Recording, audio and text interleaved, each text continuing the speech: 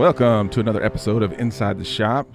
Sitting here with my compadre, Mr. Joey Holt. What's up, son? Yeah, it's another exciting episode. We're going to be talking in this episode about the most recent release of the Batman number 428, the alternate version where Jason Todd lives. And more importantly, we're going to get down and dirty talking about the new Hasbro layoffs. Crazy. Doesn't sound right. The new Hasbro layoffs? Well, just the Hasbro layoffs. Hasbro layoffs. Yeah. So that's what's on the agenda for today, son. And the Wizards will lay off. Well, that's part of it. Yeah. Which we're going to get into. Nuts. Yeah. You know, and let's get into a lot of chaos going on out there. We don't understand. We're just trying to sell comic books. Yeah. And I was really excited about this comic book, and we didn't sell as many as I thought we would. But we actually sold a bunch today. Did you? That's good. I didn't. Well, one guy bought 3 copies. Sweet. He didn't know. Yeah. When he came in, I think he just saw the foil. Yeah. And he knew the book. He had the originals, and he was like, "I'm gonna." Thank goodness for the shiny things. So he bought 2 of the foils, and Yeah. I started talking about it. I said, "Do you know what this is?" And he said, he had no idea. Yeah. He had no idea it was the alternate version. I had to kind of give him a little bit of the history. Yeah. You know? And for those of y'all who don't know, this Batman number 428, DC finally, after 40 years, has released the never before seen alternate version of Death in the Family, Part 3, where Jason Todd indeed does live. This is when we first got into the comic book game, man. We kind of came into it right on the heels of this, right there, like literally right on the heels. It was a huge deal. And this is why I think part of the reason why sometimes I get so miffy when these new creators start like changing the whole paradigm of like a character. Yeah. You know, that's why I was so upset about like Tim Drake, because so much of what happens in Death in the Family leads up to us having Tim Drake as a Robin. But the way that this felt back, it was such a big deal because it was like the center of our universe. Correct. But it was such a big, like, moving thing. Like, you felt the feels totally when you saw those pictures. Yeah, you do. And you get little remembrances of those reminders of those reactions and what you felt when you saw him dead and getting beat up, because it was pretty violent for those days. Let me turn this down, but it was pretty violent. You know, he's getting the crowbar, and you know it was kind of brutal. Yeah, kind of brutal. Matt, were you reading back then? No, this is before my time. I caught it on trade after the fact. Oh, yeah. Well, we did, too. We didn't get to collect the issues because, like I said, we just came in on the heels of it. But we got the trade pretty quick and were able to read it whenever it did hit the shelves. But every Batman story after this was just based off the fact that Jason Todd was no longer with us. You know, that he was murdered at the hands of the Joker. And I mean, that was one of the, you know, of course, during this time, they were killing off a lot of characters. You know, they killed off Barry Allen. They killed off Supergirl in the Crisis event. They actually killed off quite a few other minor characters that probably people never think about. Right, but that iconic cover with Superman holding Supergirl, you know. Yeah, it was just big, huge deal back then. Yeah. Just like this one. And just when I was going through this book, you know, it's been a while since I picked it up and really looked at it. Yeah, me too. And just like there's a panel after, you know, when Superman shows up. And I was thinking, it was a while back, it's like, what is the comic where Batman punches Superman and Superman says, "You're lucky I rolled with that punch, or I would have broke your hand." Yeah. But I could not think where in the I always world knew that I came never from. I never was lost on that one. That one I just forgot. And then when I read this, I was like, that's where it's from. Oh my gosh. So yeah. So, you know, delivered in a lot of ways. Yeah, and I hyped this book up going into this week. Sure this was definitely for me the book my pick of the week. I did hype it up, man, because it was, first, there was a lot of sentimental value attached to it. Two, it's Batman, you know, and like I said, I think Death in the Family is one of the pivotal moments in the Batman universe, you know, in the DC universe. Very much so. Because it really does change the dynamic of the Batman character, you know, probably more than any, I don't know. Honestly, I think it's even more significant than getting his back broken or dying. Well, you know, because I feel like the character, because he wasn't as the super dark, conflicted, brooding character. Not yet. it seemed like it started to turn after this. It did, and a little bit. And with the success of The Dark Knight Returns by Frank Miller was also, we're starting to start getting into that dark Batman. Then not long after that, Batman 89 comes out, and then all of that, you can kind of see it. And all the anti-heroes of the 90s. All the anti-heroes with the big capes and the pockets and the belts. Yeah, and that was it. But man, this one, anyway, talk about the differences. Okay, so that was anticipating like what's going to be different in this. And when you first get into it, it's like, not much. Well, it was. There was more. It's more than you think. But at the same time, it's like a lot of the story is the same. And let me digress a little bit, Matt, before we jump into this. Show that image of the 900 number ad. Oh yeah. So at the end of Batman 427, all right. And actually, not all these books had it because I think there's actually one. I can't remember if it's like a direct edition or a newsstand. I remember it was black and white. It is black and white. Yeah. And it's before this. It would literally all you had to do was scroll up one page. Like right before it went to print, I guess they counted the votes. It's right there. So this was at the end of the previous issue, which would be part 2, Batman 427. And these were monthly at the time. Correct. Monthly, yeah. Yeah. So there was an ad at the back. This was a social experiment done by DC Comics to give the power to the readers to decide the fate of a character. And at the time, not everyone was happy with Jason Todd as being Robin. Mm-hmm. So let's put this in perspective in today's world. Like, we're not overly happy with some Star Wars characters because it's not our Star Wars. Right. So people who at this point Dick Grayson had been Robin for 40 years, all right, in just linear time. But he was getting older. They were starting to write him a little bit older. He had gone off to college. He really wasn't the boy wonder anymore. And so DC wasn't real sure how he fit into the dynamic because Robin was brought in and there was like he was the young ward and there's a lot of jokes and this and that. But as he got older, he started to develop his own identity, and eventually he takes on the Nightwing persona. And then Batman brings on Jason Todd, and of multiple origins. Well, we'll talk about that too. The original incarnation of Jason Todd is pretty much a clone of Dick Grayson. Except he had red hair. He was also a circus acrobat. Yeah. I mean, almost the exact same character.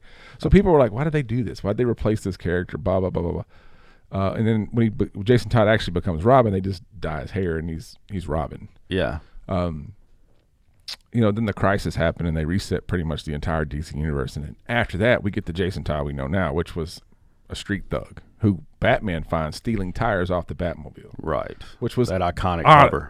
Now, the Lambo. I don't know if people think about, that's the biggest thing in that story. But the very beginning of that story, Batman and Robin, Dick Grayson, are fighting they're fighting the Joker on a rooftop. And in the process, the Joker shoots Dick Grayson and he falls off the roof. Yes. He gets tangled up in his rope so he doesn't go all the way down, but he is shot. And so a couple pages later, they're in the hospital, and Bruce Wayne is just like, I can't keep watching your back. I'm tired of doing this. You're fired. And he basically fires him as Robin. This is before he becomes Nightwing, he's fired as Robin. So he kind of has to go find his own persona. Yeah.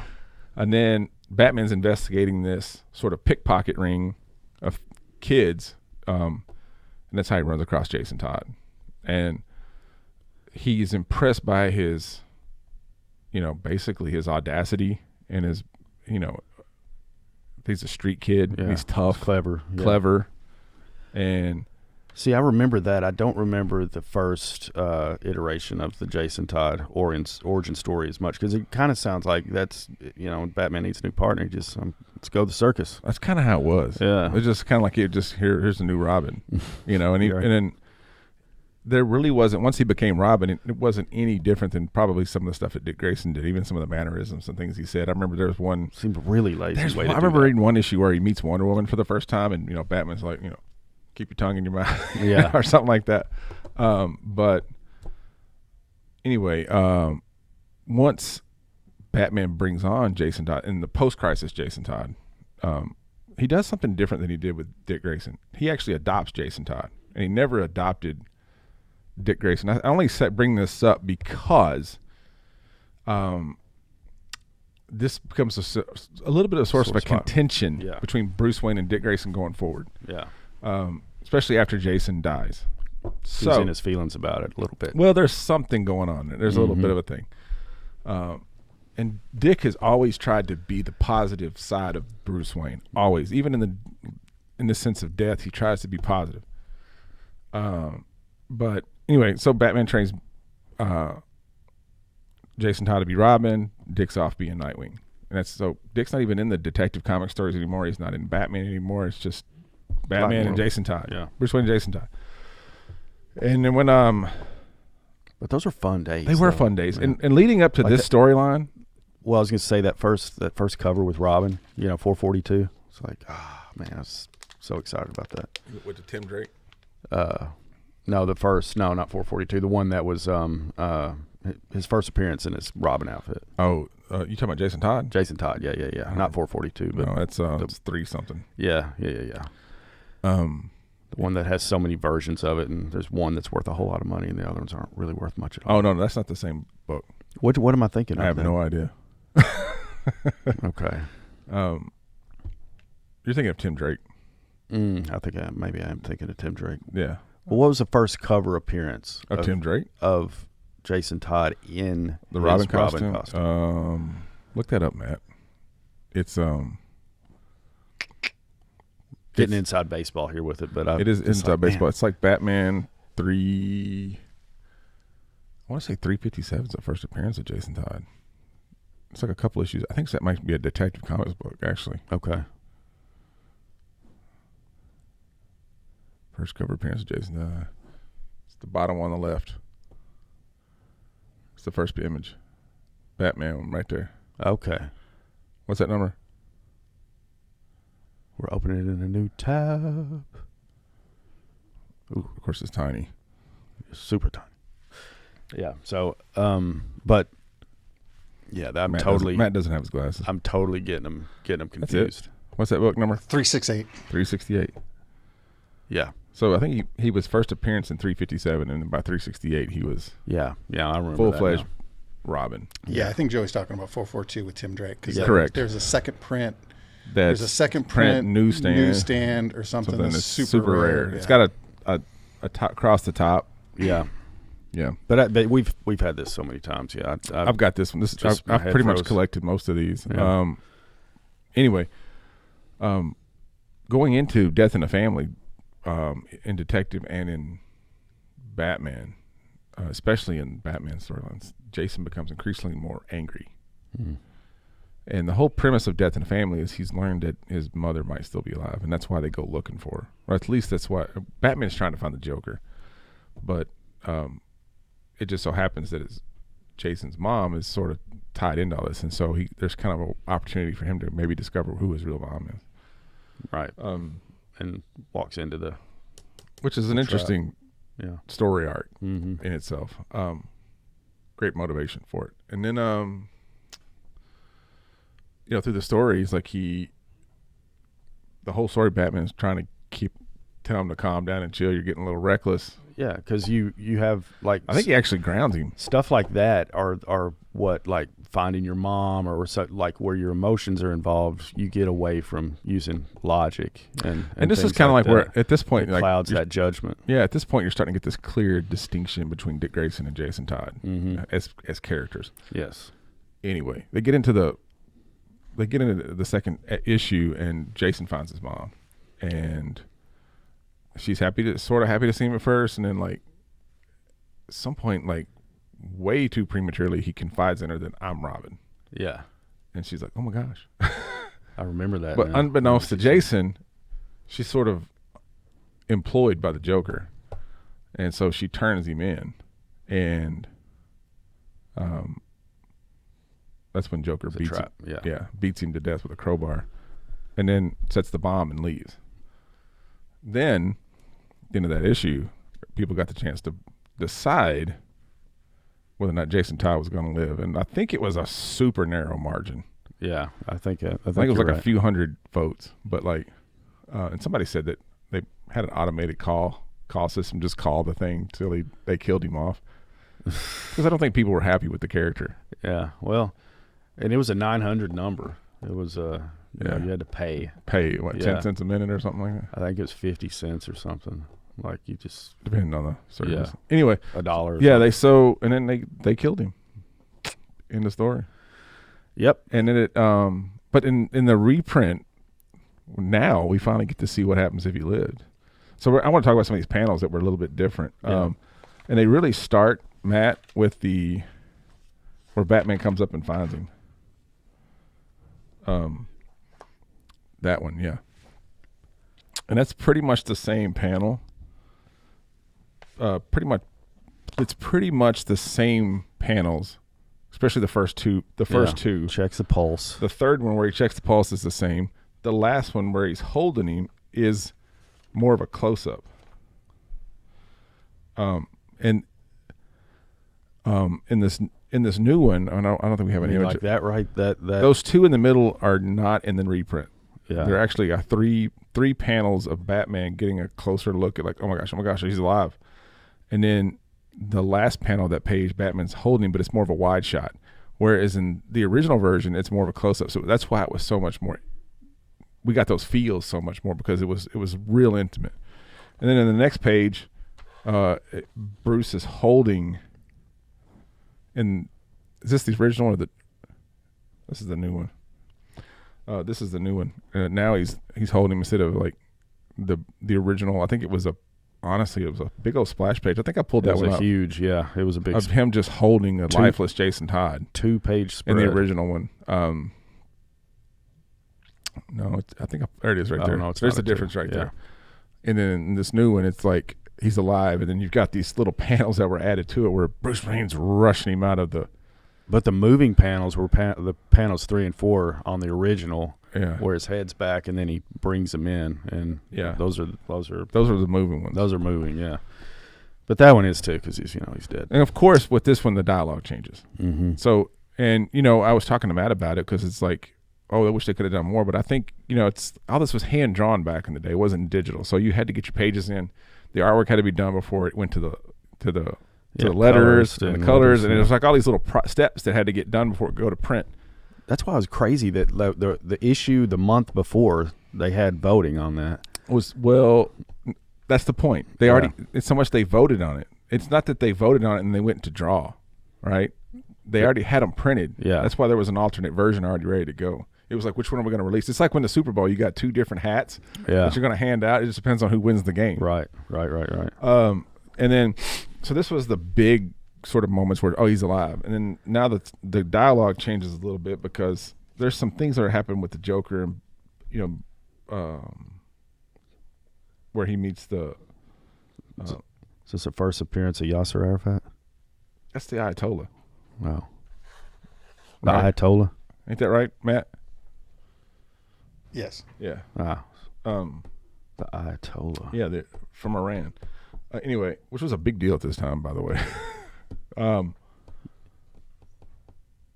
Anyway, that stuff's all the same. But then when it moves forward I remember Yasser it Arafat. moves forward to a graveyard scene. Yeah. And in the original one, we have 2 caskets because Bruce and Alfred, Commissioner Gordon, and Barbara, who's in a wheelchair at this point because killing Joke has already happened. In the original one, she just has. Yeah, he'll get to it. There's 2 graves where Bruce Wayne's also burying his mom because it was the right thing to do. See, there's two caskets in this one. Yeah. All right. Same ceremony, same panels, but this one's got 2. In the new version, there's just one casket. And then on the next page, and this is the one that I thought was the most interesting because it actually changes a whole lot more stuff, which is there. And this is what's pulled up at the very top of the next page because the bottom 2 panels are both the same because it's where Batman's looking for the Joker. But in this new version, if you show the original version, Matt, on the scrolling page, roll up 1, you can see they're still at this ceremony, the cemetery, and Batman's talking to Alfred, and Alfred's like, "Do you want me to contact Dick, Master Dick?" And Bruce is like, "No, I want to take care of it." Which essentially that's all he ever does, because he never calls him or tells him or nothing. Yeah. All right. In the new version, Bruce is at the hospital, and Dick shows up. He's like, "Oh man, I heard about this. Is he gonna make it?" Blah blah blah. And what does he say in this? He's like, "Shut up." It's like, "Figured you could know things. I'll handle this myself." Same thing pretty much happens in almost the same dialogue. And then it's kind of like at the end of this story, Batman, we still don't have Jason Todd. Even though he lived, he's not Robin anymore. He's like, "I'm going to send him off to have his own life. He's not going to be, That's it, yeah. That's a easy So way it's almost to like clean it up. the reason I kind of rambled on this all the way through it is I think no matter which version we would have gotten, ultimately, we would have not had a Jason Todd Robin. Now, I could be wrong about that, but that's just what it seemed like. It's like he wasn't going to bring him back in there. Because Batman still punches Superman. Yeah. But mostly because he's mad about the fact that the Joker tried to kill Jason Todd in this new version. Yeah, because Superman was like, you can't be going reckless on this because you could create a international incident. Because now he's, what do you mean? Because now Joker's the ambassador to Iran. Yeah, so it's now and he has diplomatic immunity, so he can't touch him. Yeah, yeah. So you can't arrest him all this stuff. Yeah, and it's one of these. And if you think about that too, that's if you think about this, the original version where Jason dies, it's like that's kind of like the catalyst why Batman really, because in the moment that's when Batman would have avenged Jason's death. Yeah, but he can't touch him. Yeah, and if you know anything about the Red Hood, his resurrection, and under the Red Hood story arc, the biggest thing is like the reason he's so angry at Bruce is because Bruce never, one, there's a new Robin, he just replaced him. Mm-hmm. Two is like he never went after the Joker. All right, so there's all these little things that have played into these story arcs from this story. Yeah, which I thought great. And the reason I bring up that Dick Grayson panel where Dick shows up at the hospital is that in the original story arcs, Dick's not even involved in this book. He doesn't learn. I brought this on there too. There's some pictures of this too, Matt. He learns in I think it's Teen Titans, Tales of the Teen Titans number 55, or the new Teen Titans 55. The Titans are off-world, and then they come back, and that's when Dick learns that Jason Todd's killed, and he looks it up on the back computer and confirms it, and he's upset. And then he goes, scroll up a couple of tabs. There's a scene where he's talking to Batman in the Batcave. Should be like 2 or 3 over.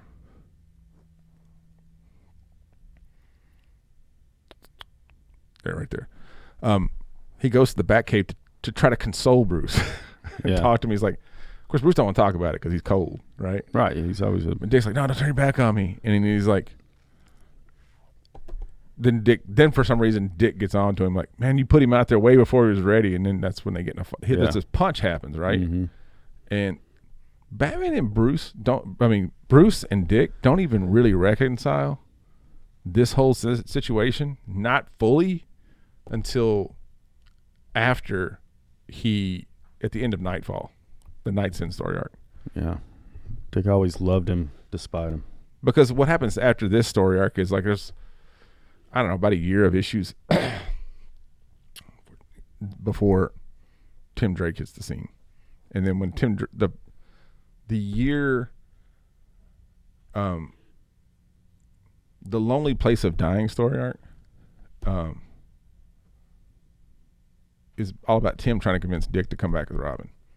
And the year 3 takes place right before that, and that's all about Dick sort of kind of coming to terms with where he's at and trying to work through things with Batman.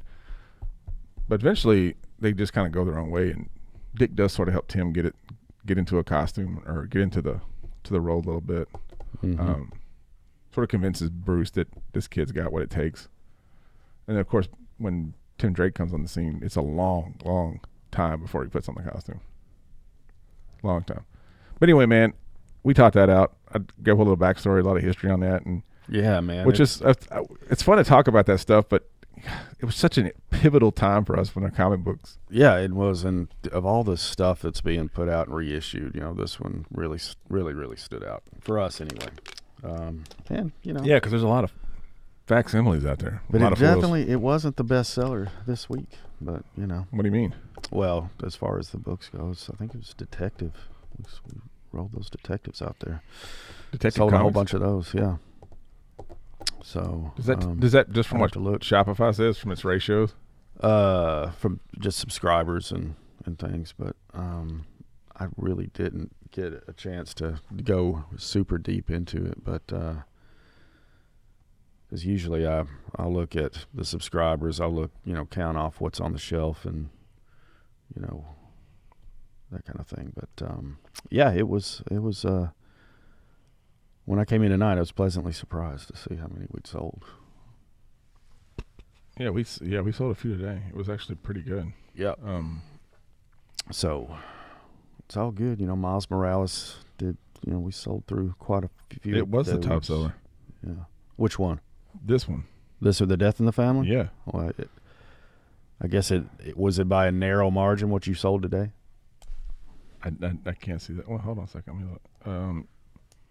You kind of gotta have to dig, to see the two data points of subscribers and what sold off the shelf. Well, the foil sold more than the other one, obviously, because it costs more. But yeah, it seems like it. So yeah, come on to Cadets Toys and Comics or cadetstoys.com and get your Robin Lives books. Batman 428. Well, maybe we can segue into this whole thing, but it's like with the fact that the facsimiles are selling more. Yeah, and the covers. Well, let's put the covers to the side because people are cover buying. They're just shopping covers. But facsimiles are different because they're just reissuing the old stories. But this is my point. People would rather pick up these facsimiles and read an old book because the stories are better. Yeah, if they're going to read something. Right. Also, it's like how often can you run across some of these are key books. It's like how do I put all these together? And if you go let's say year one is also out right now, right? Every week they're dropping one part of year one. The only one that most of those books are pretty cheap, with the exception of the first one. So people, when they have a chance to get these books like this, not having to pay a premium dollar, I'm gonna get them because I want to read the story. Right. See all the old ads. But I think people are preferring. It seems like our customers are preferring these over. We don't have any problem selling facsimiles. No, even if we don't sell them all out in that week, we'll sell them later. Yeah. People are. Oh, I want to read that story. Oh, I didn't get that one. Oh, I didn't see that one.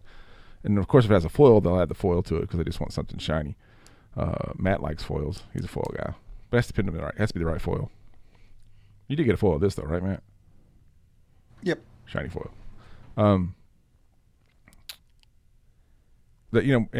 my point being is that somewhere these companies that are all controlled by major corporations, the big corporations, I mean talking about just like some small company, but like a big corporation, conglomerates have completely lost touch with their audiences. Which leads us to our next thing I want to talk about. Hasbro just laid off 1,200 employees. Yeah. Almost 1,200 employees. Right before Christmas. Right before Christmas. That's when you're going to do it. You're not going to pay out those year end. You got to get your books balanced. Yeah, but man, it's but that's the thing. Like it's when the layoffs come, pay cuts are never happening with the top Matt, levels. can you can probably see the screen better than we can. The C-suite guys, when layoffs are happening, they're not taking pay cuts. Sure. Nintendo did that back in 2014 in Japan. Yeah, but I'm just saying the same thing applies though. Like if I was just making the point that the CEOs are still getting their money and they're laying off workers. But should be one of those tabs there, Matt, for the Hasbro. I pulled up an article or somewhere in there. But going down the line, Nintendo people back then didn't. They took pay cuts right so they could not have to lay people off. What's this? This is an article from GeekWire talking about the layoffs. What are they saying? Like I can't read that because it's too small on our screen. But what are they saying there, Matt, about the reason for that? Yeah. He's got to go like this, and then like this. Well, because we don't have Brooke today.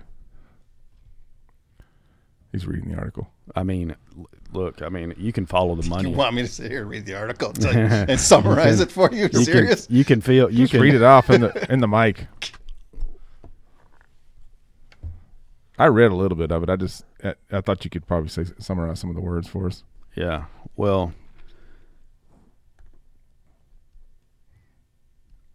what's happening with these though? If you look at you just look at the stocks on these, and you look at Hasbro, you look at Mattel, you look at Disney, things like that. All of this stuff, success and failure are tied to anything that's working is tied to a movie that's good or video games.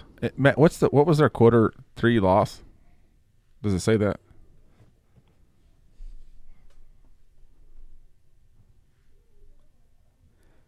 But you look at Hasbro. Though. What are their toys tied to? They're tied to Disney and Marvel, who are making bad movies and television shows. You look at I don't know. I don't know what this chart is telling me. You look at Mattel. Lie about it. Mattel was stagnant, just like Hasbro. Then they have a wildly popular Barbie movie that gives them a bump through the summer, and then now it's released out on streaming, and HBO Max and stuff like that to carry them on through the coveted holiday retail season, and so they're performing because of that. There's a company called Jax Pacific that their big properties are Mario Brothers. They license this stuff. Sonic. Mario Brothers, Sonic. I think Five Nights at Freddy's. There's a. That's on Funko, isn't it? Well, they've got Funko does have some, but different companies license this stuff.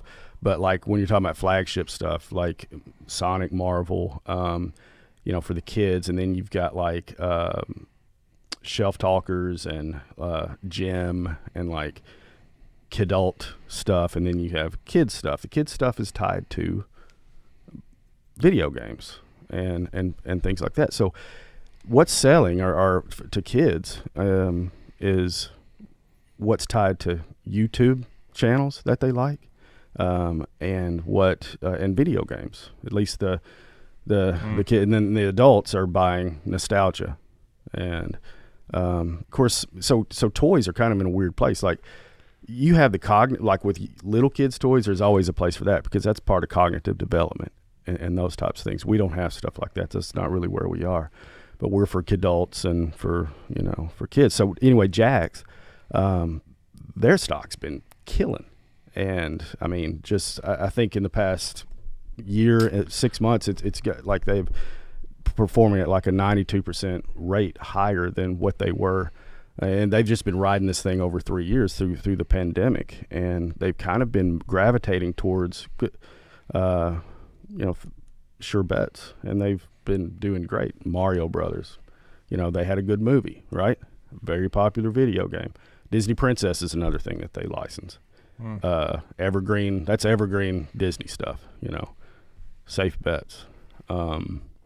So Hasbro, they're kind of stuck, in a world where they're making unpopular stuff. My Little Pony's not what it used to be. Marvel's not what it used to be. Star Wars not what it used to be. That's their top stuff, and that's scary because the success and failure of this stuff is tied to people that can't write or good stories or make good movies. Well, you're talking about safe bets. There's no safer bet than Transformers. There's no safer bet than G.I. Joe, or it's complete mismanagement of the product. It's total not understanding the client who is buying your product. And since they just laid off like all of Magic the Gathering, all of Wizards of the Coast, which was one of their most profitable companies. This is market saturation. Magic was. They printed the absolute daylights out of Magic from 2019 to today, and they're just buried, and they got product that they can't move. It's that's all this is product mismanagement. It's going straight from did we talk about this, Matt? I don't remember if I was talking to you about this, but the product will leave the manufacturer and not even make it to Walmart because it gets lost. Yes. Yeah. They have a huge The distribution problem. Because they'll like release some G1 Transformer reissue, right? And it'll be a big thing. Cadets will buy it. And people like me will be can't frothing find to it. get my It never hands makes it on to the it. store. And it'll never come to my Walmart. But 2 months down the line, I can go to Ollie's and they got cases of them. And they never got out of the distribution house. They just end up rerouted to Ollie's and places like that. It's a huge problem. I think there's a case study here somewhere, and I'm trying to think like, anybody in business is going to try to run numbers and data, and I think that's going to make sense too, and I think that's important. But on the surface, it's like for people like us who aren't numbers people, we're going to look at this and go, okay, we're selling this stuff. We know what people are coming and asking for and what they're looking at. Now, it's not that people don't like Mandalorian figures or they don't like Boba Fett. But do they love Boba Fett and they'll drop $35 retail for a piece of plastic that some kid's just going to break, throw it around? Or if it's a collector, they're just going to stick it in a box. Yeah. You know what I mean? Especially when you get into a point where the economy takes a dip, a major dip like it is right now where people are, gas is higher, food is higher, rent is much higher, and people are like, I don't really have money to go blow on a $35 Star Wars figure. But that's what it is. It's not, you go down these aisles at these box stores and you talk about the kid adults. They're that's what all these toys are for. They're anywhere from $15 to $30, and like you said, a parent is not going to be like, oh, my kid loves Boba Fett, I'm going to buy him this $30 figure so he can mess it up. There's not a $12 one or a $8.99 version of that's really out there. Well, it's not even that. When we got Star Wars toys as a kid, or we got a Transformer, we were going to play with it first and collect it second. Mm-hmm. If you were one of those dudes that like, I'm just going to keep this in the box and never take it out and play with, you're weird. Something was wrong with you. Now, we all know, man, that guy we wish we'd have done that. We all said it. But that's what makes it collectible. Right. And that's the only thing that makes it collectible. We played with our toys. The fact that the majority of people that bought that stuff in the 80s destroyed it, lost it, broke it, played with it. All right. Now, a lot of people still have their collection. It may be missing guns. It may be missing, a face or a head or whatever. Yeah. But the fact of it, the matter is, the majority of us, wore out the toys that we bought because that's what we wanted them for. It was back then, the fact that they were that Hasbro was putting out toys, putting out cartoons specifically marketed just to get people to buy action figures. You couldn't, when they stopped doing that, Matt, we talked about that too. They stopped doing it in the 90s. Yeah, they started, I think in the 90s, they passed, that law went away. Yeah. And you couldn't market to kids anymore like that. And I think a lot of that had to do with like, I remember some of the bigger I think they kind of got snuck in because what they were what the forefront was like, they were using Joe Camel to sell cigarettes. Yeah, it was all that Tipper Gore stuff, wasn't it? Yes. Yeah. I was like, oh, we got a cartoon camel over here. Kids are going to want to smoke. And then that led to this, and this is whatever. All that PC stuff that was going on in the mid to late 90s is kind of what crushed it. But the idea initially was like, man, this is brilliant. Go watch the toys that made us. That's what they talk about. Like, oh, man, here's the He-Man toy line. It's going to be awesome. Well, how are we going to get kids to buy it? Oh, well, there's a comic book that comes with it. Oh, okay, really cool. And then they get that and they look at it and go, oh, by the way, didn't we tell you there's going to be an animated cartoon that goes with it? They just made up this stuff on the fly, right? I mean, yeah. But it gave us this ecosystem, the most awesome childhood ever, where we could buy these toys. We had one IP after the other that we were like, man, this is going to be great. I don't know what happened to our because if you see it, because when you saw a new character on the cartoon, and then you saw him in the stores a month later or something like that, like, oh, it was There's a lot of excitement around that. That looks like it's kind of. I just unplugged it. Well, yeah, and now so here we are. 40 years later, and then we're like, okay, all this stuff's coming back. And at first, it's like when here's a story. In 1986, all right, which was probably 2 or 3 years after they stopped making Star Wars figures. 86, 87, something like that. I was still living on 12th Street in Mayfield. I actually wrote a handwritten letter to Kenner asking them if they were going to reproduce the, if they were, how could I get more Star Wars toys? Yeah. And they wrote me a letter back. And they said, they were very nice. And they said, look, we just don't make that toy line anymore. Little unbeknownst to my little 10, 11-year-old self was that all they had to do was write a check to Lucasfilm for $50,000 and they could have kept the IP. That's crazy. Yeah. I didn't know that. Right. Yeah. But so when they came out in 1995, when they did all these re-releases, the Power of the Force 2 line, I was all about it. Mm-hmm. And so was everybody else. Yeah. That's why we've got a whole wall back here of Power of the Force 2 figures, we never turn them down. Never turn them down. Because they're still awesome. I know they are. They're still awesome. And then when these big manufacturers, I was working in FAO Schwartz, when episode 1 came out. So I was like on the biggest toy store in the world, mm-hmm. right? And we had this whole department dedicated to Star Wars. Whole room full of Star Wars stuff. And they had this massive launch, this massive release. And it's like, we were all excited. We're going to get all these Jedi characters that never before made. They're going to be worth millions of dollars. But it's just like Spawn 1. Mm-hmm. Yeah. There's just too many of them out there. Too many of them out there. And guess what? Nobody bought them to play with them. Right. They bought them to collect them. Yeah. And it's almost like it's counterintuitive. Like what makes something a valuable collective is the scarcity of it and the condition of it. Yeah. And there's a lot of really good Spawn #1s in great condition because people back then were buying 3. At best, that's a $30 comic book. They read it. They had one that they kept, and I don't know what the other one was for, but they probably slab. It's did they slab comics something. back then? I don't know. It was like but it was one to read, one to keep, and one to. Matt was that guy. Know. Yeah, well, I mean, and that was what everybody was doing back then. So I honestly never. I bagged and boarded my books, but I never went after one going, all right, this is going to be the comic. Yeah, even in like, of course, I don't know, even something like this. Batman 420. I would have never thought like, oh, that's gonna be. You think about that. We're going back to like, what Hasbro is attached to, what they're producing, and then you've got some of these other companies like Jax. They're like tiny. Not tiny, but they're compared to Hasbro and Mattel. They're tiny. I think that's the point. They're doing great. Well, they're doing great now, but it's like Kenner. Remember, Kenner was a small company in Cincinnati, right? Yeah. And then eventually Hasbro acquired them.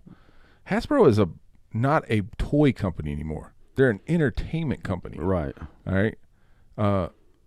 And they know that they have to have that division. They have to have that inside their company because they won't be able to sell the toys, like you said, without creating a movie or a TV show or a cartoon around it. So when you get to a certain size and you're a public company, it's all about making those stockholders happy. Sure. And most of those people couldn't care less. And it's about the things we care about. It's about putting it out, and it's a bunch of volume, and it's about sell and get. It's all a bunch of numbers. It's all numbers, yeah. But what is when I was researching this stuff, it was this I was just like, okay, so what's driving sales is to kids anyway is connected to what's in their world, what dominates their world. Video games, there's a kid that's been that comes into Pokemon that's a regular, just never missed, and hadn't seen him in a month or so, and so another kid was in here that I knew was one of his friends. Like, what's going on with him, man? Where is he? It's like, is he out of Pokemon? He's like, no, he's not out of Pokemon. He just plays video games all the time. Like, he needs to get a life. And he said, we all want, like, basically say we all want him to come hang out or whatever, but life's changed because he's gotten into Fortnite and something else and blah, blah, blah. And that's what it is. Like, these video games, they're awesome. They're addictive. They're so much fun.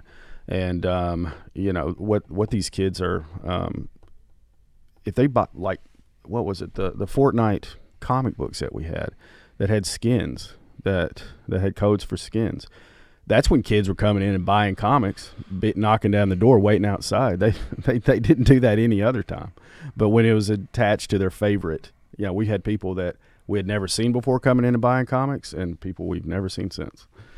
Hey, Matt, how much of the toys, how much of toys are tied to like an actor's contract? Like, all right, I want to be in Star Wars. They're going to make an action figure of me. I've got to get paid for my likeness being on a toy.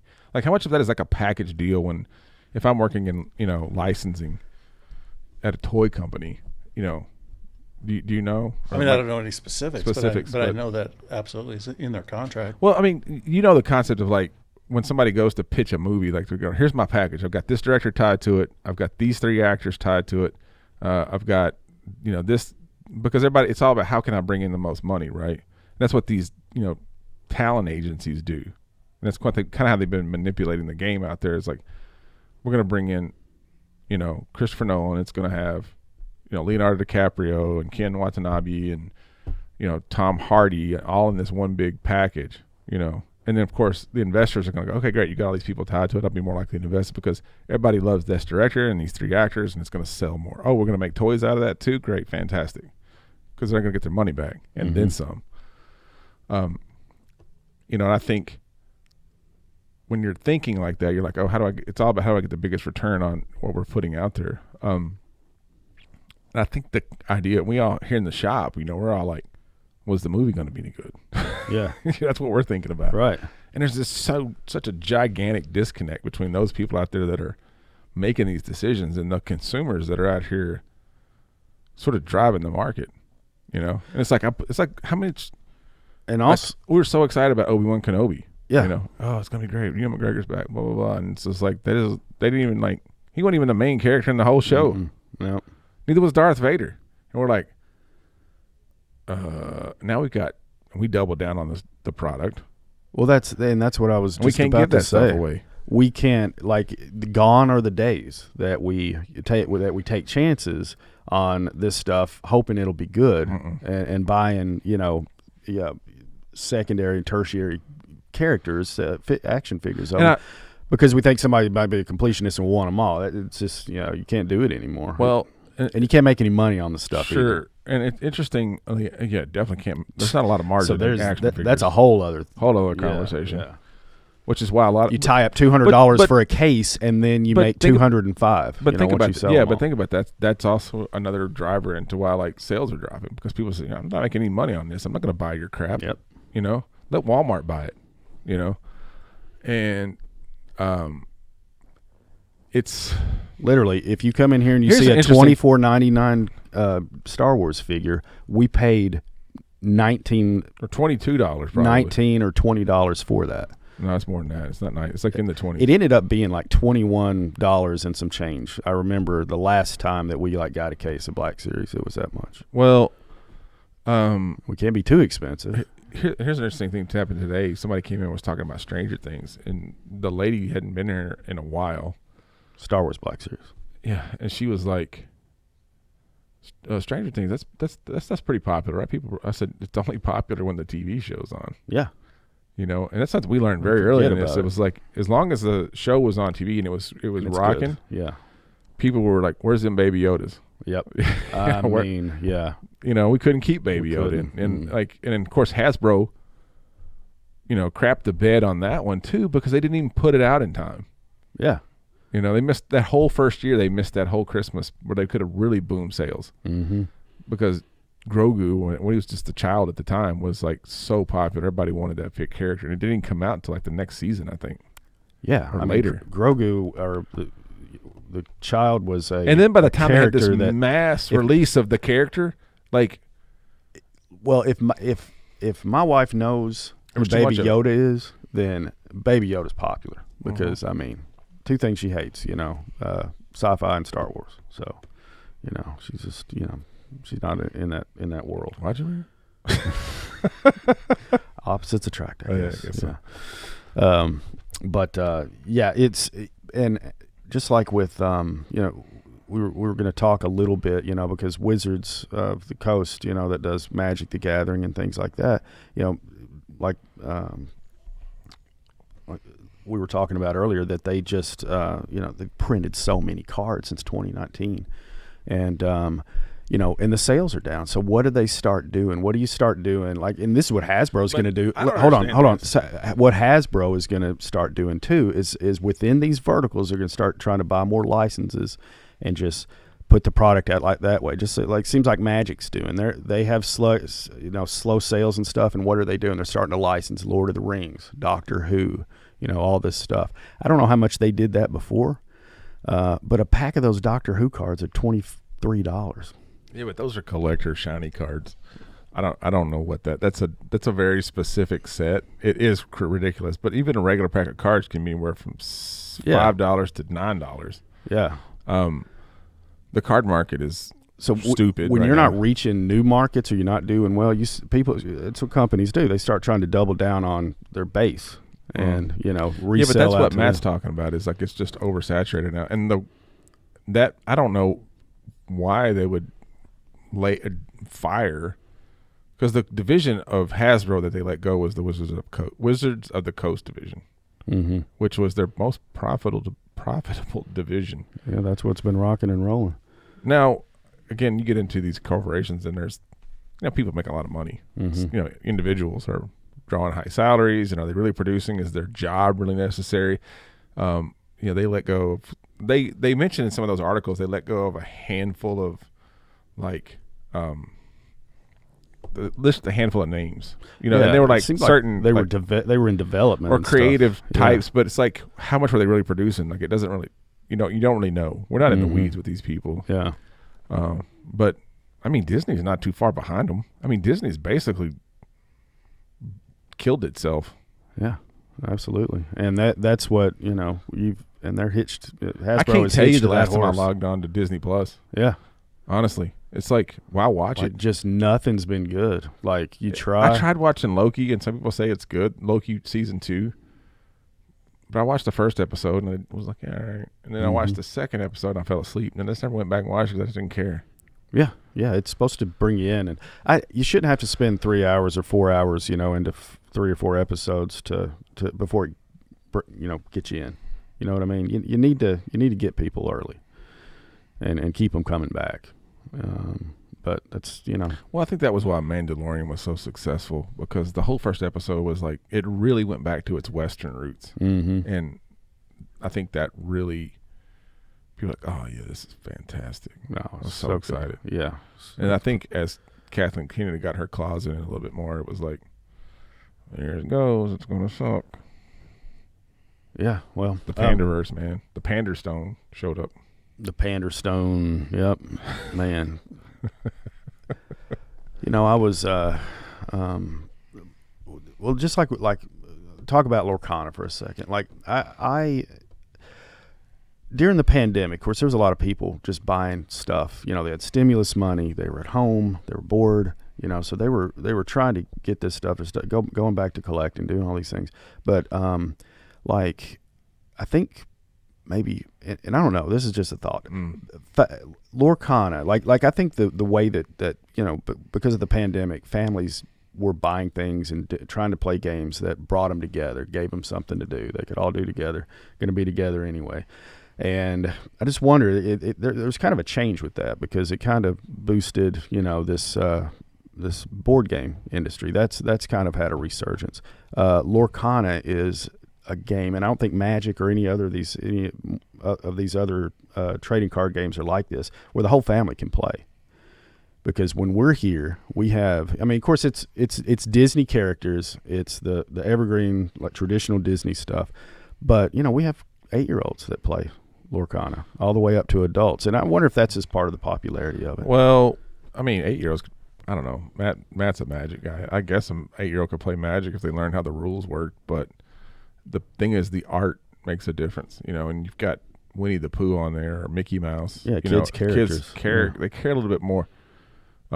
It's why Pokemon is so popular. It's the cartoon characters. None of our kids care about the game or strategy towards the game. They just want to look at the cards. Yeah.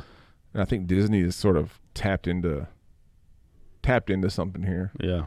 I think it's going to level out, because I think one of the things that seems so exciting for us right now, obviously we're seeing a huge uptick in sales, in revenue because of Lorcana, but it's like once the market catches up and they print a bazillion cards, those cards are going to go down in value, and eventually it's going to be just like any other. The players. Yeah, it's going to be TCG players after that. Mm-hmm. Now, I will say that what you're saying, I think that will be sort of a differentiator in the fact that families can play it and wanting to play together. Like we got father-daughter combos that come in here and they're like, they're playing at home. They're putting their decks together at home. It's something they can do. Like, and everybody loves the characters. Or I like this character. I'm going to set up this, and then you take it one step further, and when you build your deck, you realize, oh, my deck can do different things if I just think about it.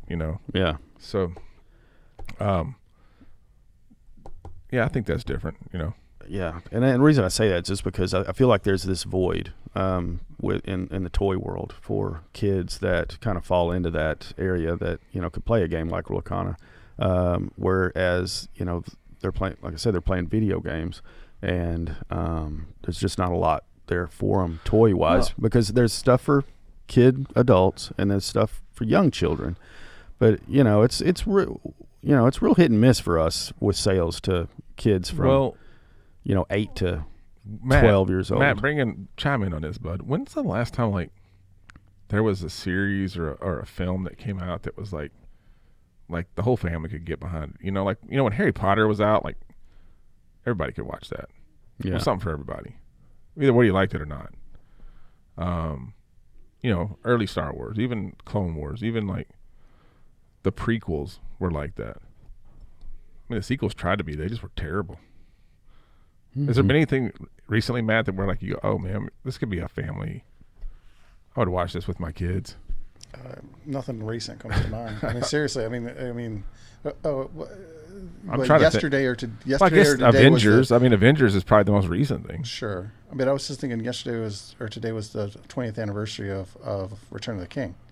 Oh my gosh, really? And it's been 20 years. Oh, it has been. And I'm just like, there's nothing like that anymore. And I'm not talking about quality. I'm just talking about scope. Yeah. And a grand tale, that you can watch with the family. It's timeless and that sort of thing. And God, there's just not. It's just so sparse. Well, I mean, and put it this in perspective. I mean, they Blue Beetle came out. I mean, Barbie was a smash hit, but men and boys didn't care anything about that. I mean, Joey watched it because he kind of had to.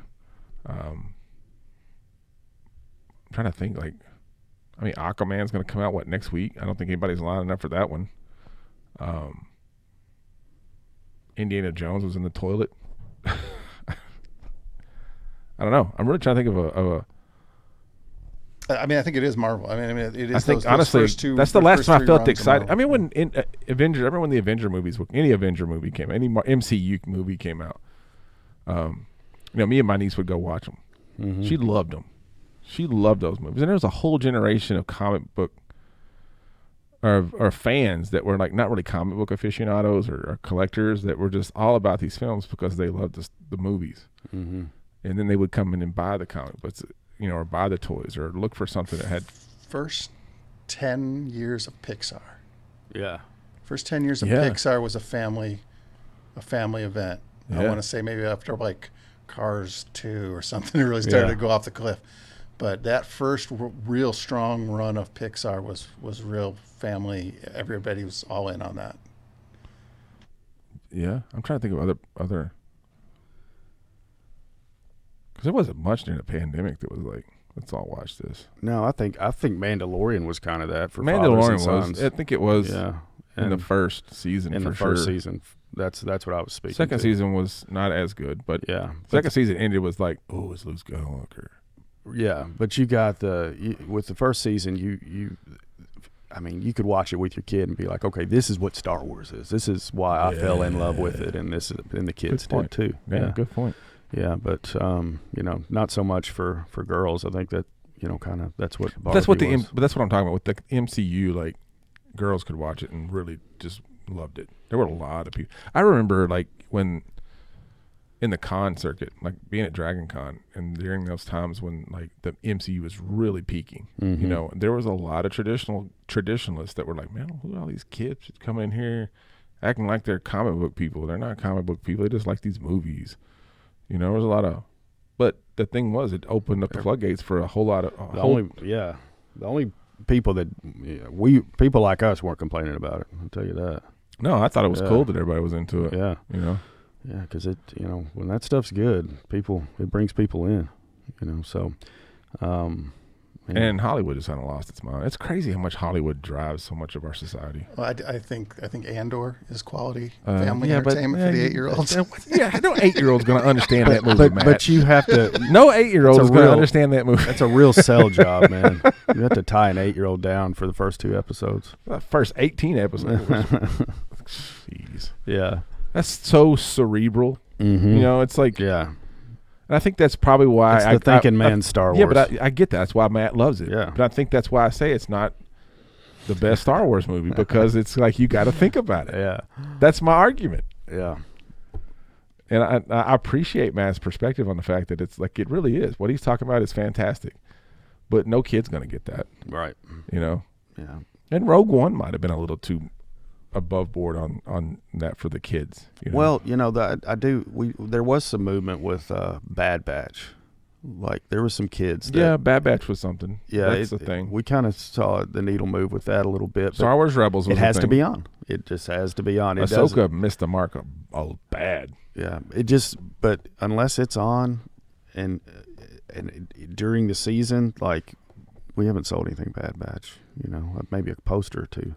But that's not true. I mean, if we had it, when we have a couple of, but those are things I pulled out of the garage.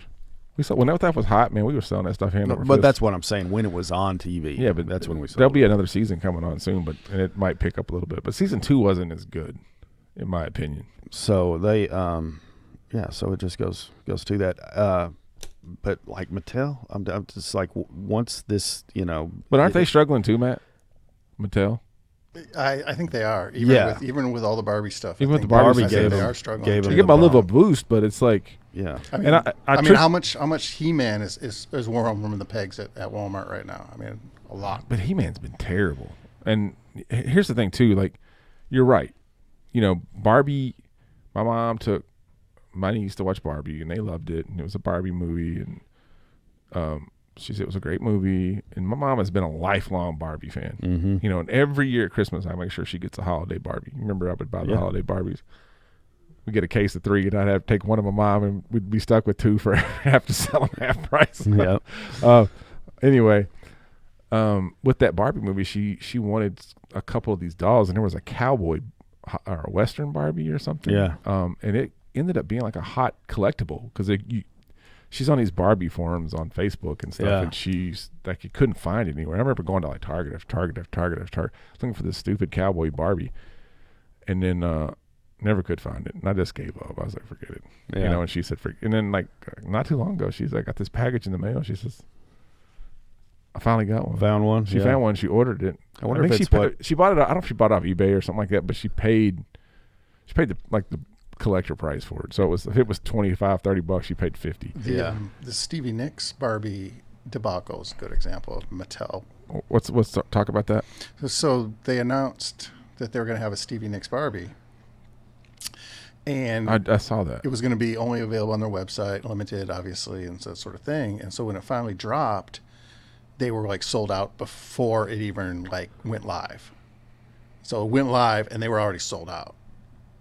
And they just made it super hard to get, and the ones that were available only went to certain people, and it just turned into this big debacle. Product mismanagement. Hasbro did that too a lot. Hasbro's done that too a lot with some of their exclusives from Hasbro Pulse, and Funko did the exact same thing. They got it to where it was so hard to get certain figures, and people were completionists, and they wanted this particular exclusive, and they couldn't get it because these bots that were ringing them up for them. And it's like, I personally, this is just me, especially since starting this store. If you're going to read, you're going to get into comic books, get into them to read them. If you're going to collect toys, get into them to play with them. All right. And Matt may argue with me till the cows come home, but I didn't get into all this stuff because I wanted to collect it and get rich off of it and I've got the highest end book here. Now, don't be wrong. It's cool to have that stuff. It's cool to have a slab of something that's a high grade. It's like, look, this is a showpiece. But it's like that, dude. But it's not show and tell for us. Yeah, but here's the thing. It's not. And here's the one thing I learned, especially at these Comic Cons. There's so many people out there that are just flexing. That's it. It's like that dude. You weren't there. We saw him in Lexington that one year, but he was in Owensboro. Has the Batman #1 sitting on his wall up there among hundreds of other key books. I mean, pretty much any key, but major keys. And I'm like, and I talked to the guy. And he's like, yeah, man, he doesn't. Really, he goes, he don't want to sell this book. So why is he put on the wall then? He goes, he just wants to show it off. Yeah. And I was like, he says, people have offered me a beach house on the beach for that book, and he said no. And it's like, okay, fine. Ain't no comic book. I don't know. Well, I don't know. Batman #1 is pretty up there. Would you trade a Batman #1 for a house on the beach? Look, man, if I was in a position to make that kind of an offer, yes, 100%. Because at that point, you've got so much money, you're just buying toys. You're just buying stuff like that, and you're going to do that. You're going to buy ridiculous stuff because you can get away with it. Well, but if you the hypothetical here, if you inherited it from some uncle, and your position in life is exactly the same, you just have that book now. Somebody's like, "I'd give you a beach house for it." You trading? I mean, Batman #1. Have a piece of real estate on the beach. Maybe he didn't understand his customer. Maybe that guy doesn't like the beach. What if he wanted a house? I don't know. I don't know. But it wasn't the right deal. What if he said, "Here's walk up with a briefcase." Yeah, I got $500,000 in cash. Yeah, I got a condo overlooking Central Park. There you go. $500,000 in cash is a hard walk away. Yeah, it's a hard walk away. Yeah, I'll find a reader copy somewhere. Give me. I got one over in the money in the law box. Yeah. I'm like, I mean, that's great. I just, like I said, I think people are in this stuff. I saw this, and I think I really adopted this attitude with Funko Pops. The PPG thing was out of control. And I think Key Collector is the same way. Yeah. And it's like, well, there's market corrections going on. People bring these pops in here. The old PPG on this is $1,800. I just want 75% of that. Get out of here. I'm not paying for that because I'm never going to sell it for that. You are dreaming. Man, nobody's ever said that to me. I'm glad. People say it on the like messaging. They'll message us or not marketplace, like on our messenger. They'll message us on like Instagram and be like, "Hey, look, I've got this." They'll send the link to their collection. It'll be worth $3,000, and I was like, "I'll take $1,800." Yeah, like, I bet you would. Bet you would. Yeah. I'm like, yeah. Well, there's some shops up the road that'll take that from you. I'm not taking it. Maybe 50 for you, bro. Because one thing I've learned about high-end Funkos, it's like they're cool to have on the shelf, but they're not flying off the shelf. But the people buying those, that herd is. And if we'd been in this game way longer and we had enough capital to tie up into some show pieces, then sure, fine, we'll do that. Yeah. And then but $1,800 goes. You buy pretty nice comics for that. To resell. Well, this is $3 heaven, bro. You talking about those shows, man? You have a good $3 to $10 book long boxes all through those places. I mean, that's the popular guy at the Comic Cons, not the guy with the museum pieces. Well, I think when they've got museum pieces, like you're coming in and you're looking for specifics. Either they got it or they don't. And then maybe something turns up and you're going, kind of hard to walk away from that. I kind of really want that. That's really cool. Do I have the money? Yeah. But I mean, Matt, you'll attest. You kind of got a list. You're kind of looking for specifics, right? Yeah. I mean, it's just about not getting bogged down in the weeds. And my thing about collectibles is, if you're going to collect it, right? Let's take Funko Pops. This is what I tell my wife. She has some Funko Pops. If you need to have that Oscar the Grouch Funko Pop, right? And that's what you want. You're collecting Sesame Street, right? And you want the Oscar the Grouch. Right. Get the one that is the rare one. Get the chase. Spend the money, because when the market does inevitably tank, you have something with a little bit of value left into it because of scarcity, because of rarity.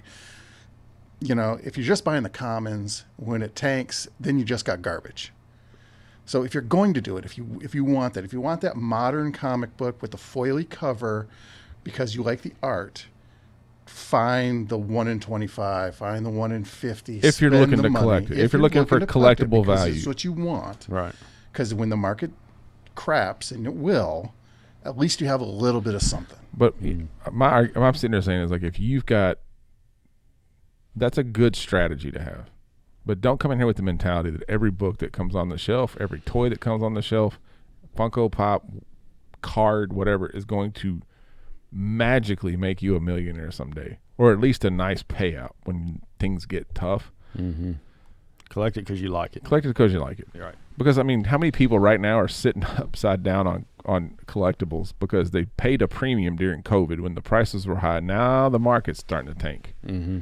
You know, and it's like, okay, and that's a good time for us. Yeah. Because we can buy up stuff cheap. But it's like, you know, people who drop, you know, I mean, some of those books are holding their value, I think. You know? I mean, no. It's No? all down 50. The major keys. Are starting You're to drop? seeing AF-15s, 50% of where they were 2 years ago. Hulk 181s, 50% of where they were 2 years ago. Everything I mean, it's dropping bad. is gone. So, I mean, if you're going to invest, that's cool. Do it because you want it, because you like it. But now's the time to buy them. Now's the time to buy it. That's why I'm trying to get a bunch of money for MegaCon. Yeah, by the time we get to MegaCon, we're going to get some deals. Or at least get some reasonable buys. But, I mean, yeah, it's like, that's why we're seeing stuff, because people go, man, I spent so much money during COVID on this crap, and now it's like not worth anything. Yeah. Well, we're talking about Mattel. Like, the Barbie's been solid for them. You know, it's just their bread and butter. You know, but you talk about the dead cat bounce. You know, you get the boost from the movie, and then kind of comes down. Then it hits VOD, and then you know you get a little bump. You know, and then the little bump before plop and dead. It'll level out again, and it's so. And what's it driven by? It's driven by the movies. Just to wrap it all up. Well, I movies and video games. I think it's a suck thing because, like, so much of our business is driven by corporations that have no real understanding about, and there's even talk out there, and I don't know if you've heard this either one of you guys, Matt or Joey, if like, there is talk out there that they want to kill the direct market, that DC and Marvel don't care about us. They would sell it direct from their own shops. Yeah. Marvel's tried that. It didn't work out so well for them. Well, it's like, know your customers, yo. Mm-hmm. And these guys, as loyal as they can be to a brand, they can also turn around and just abandon it just like that. Yeah. See it all the time. All the time. Yeah. And, I mean, of course, you get that's a whole other thing. But like how our customer cycles are and the attrition and how it's gone over the first year of customers are, I would say, 85% of them don't come here anymore. You know what I mean? Well, that's part of that's people move and they get all that stuff. But then year two, you had this other group, and then this is how it works with comics. People come in here and they get real excited and they spend $200 a week on comics, and then after about 6 weeks of that, they go, "Man, I cannot spend $200 a week on comic books," and it radically starts to drop. Now it depends on also when they step in. Is there a good story? Are there good stories going on at the time? Right. Because inevitably the stories are going to change, the creators are going to change, and something's going to change. Most of the time, it's people realize, I can't spend $250. And you can't read all of that. That's the big your backlog shows. Yeah, you backlog, and then even if you start cutting it in half, you're right. You start running out of room. Oh, I need some long boxes. Oh, I need some bags and boards. And that's what happened with Funko Pops. People are like buying these things and armloads of Funko Pops, and they were just, buying tons and tons of storage bins because they had nowhere to put them. Oh God! Or they have rooms filled with them. Yeah.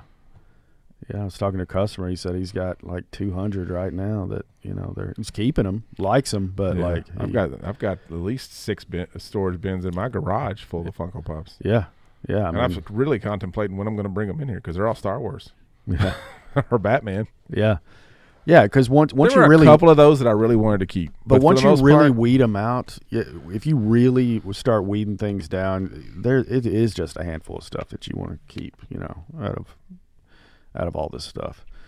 It's cool at first, but you always have to kind of wait and just let it sit for a minute, and then fight that first impulse, and then generally you can pass on it. Are we shooting ourselves in the foot here? I don't know. You could edit all this out. No, we can say just buy as much of this crap as you want. Yeah, exactly. Comic books are different, because with comic books you can read them and you can go back and read them and enjoy. Like this book, like you said, we went back, we reread it. It's like we still get the feels. But I'm telling you, like I read the big two stuff to kind of just to keep up a little bit. I mean, I read Batman and Superman and those, but like I'll just kind of spot read some of these other things just to kind of stay relevant with it some. But the good stuff that I'm reading are not at the big two. Yeah, the Energon universe for me is because it's sort of got that nostalgia factor from like with Transformers and G.I. Joe, and Void Rivals is fantastic. Hopefully that'll maintain at least for a while. And but the Energon universe titles, those three, Void Rivals, G.I. Joe, Transformers, I enjoying that the most right now. Yeah. Now I don't really read Marvel books, and if I could pick one, I wouldn't know what to pick, except for Star Wars stuff, I guess. Yeah, we read that. But I get some of the cover. I get a lot of the covers, especially if it's a good cover. I think I just read event. But in the DC universe, Marvel. I'm reading World's Finest. World's Finest is probably my top. I'm reading Green Arrow and Green Lantern. This Batman off-road that Jason Aaron's writing is pretty good. Cool. I highly recommend that. I've actually got that. It's in my backlog though. Well, issue 1 was good. Let's see where it goes. Right. But I'm going to read issue 2 because I'm enjoying it. Yeah. I read the main Batman storyline.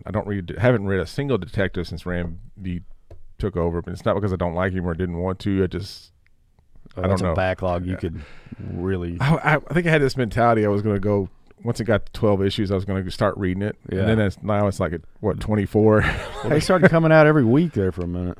Yeah, and I'm just like I don't know if I'm ever going to read these. Yeah. Well, I think DC and this indie stuff is some of the indie stuff is the best stuff I'm reading. I think those are the ones that are like have the good stories right now. Of course, I like horror. I like some of the weird stuff. So, but the best books I've read in this past month have been mostly independent. So, usually the case. Yeah. Beneath the Trees Where Nobody Sees. I've heard that's a good one. I love it. Yeah. Yeah. Really love it. It's like a kid's book. It does look like a kid's book. That's what makes it pretty. I was talking about that somebody earlier today. There was like people wanting to buy. Looks like those are Richard Scarry. Well, these books. people came in. This couple came in today, and they wanted to buy a horror trade paperback for their 13-year-old. Yeah. And I was like, I was trying to sell them that whole Hill House collection, but they didn't want to drop $100 on it. So, well, at this point, they don't have to. And I didn't even think to tell them they were on sale. It's really out of it today. But anyway, what did they end up getting? It was anyway, I just thought it was funny. I started talking about Stray Dogs. I was like, yeah, we had this series come out a couple years ago that was like the art looked like it was a Disney cartoon, but like the story was about a serial killer who killed these people and then took their dogs. Yeah. She was like, "Oh, that sounds awesome." Yeah. I was like, it was awesome. All right, well, if I had any more, I would sell it to you. Yeah. Well, that's there's some of those we just have to keep in stock and just no matter what. But yeah, that's one of them. And yeah, Beneath the Trees Where Nobody Sees. It's good. All right, man, I'm done talking. Are we at the limit? Well, here's the thing, y'all. Well, I think we talked about everything. We're good. Well, I mean, I agree. So, a couple of things with we're going to the holiday. We're going into Christmas. It's coming. It's next week, y'all. Yeah. So, a week from tomorrow. There will be comics on the shelf this week. Those of y'all who are local and listening, one of us will definitely be in the shop on Christmas Eve to assist any of you last-minute comic shoppers or toy shoppers or just needing something for a stocking stuffer. One of us will be here, either me or Connor or Joey, or one of us will come by and make sure you guys have something for Christmas. We'll be around to the holidays. We hope to see you all. Please come in and hang out, play some Arcana, play some Pokemon.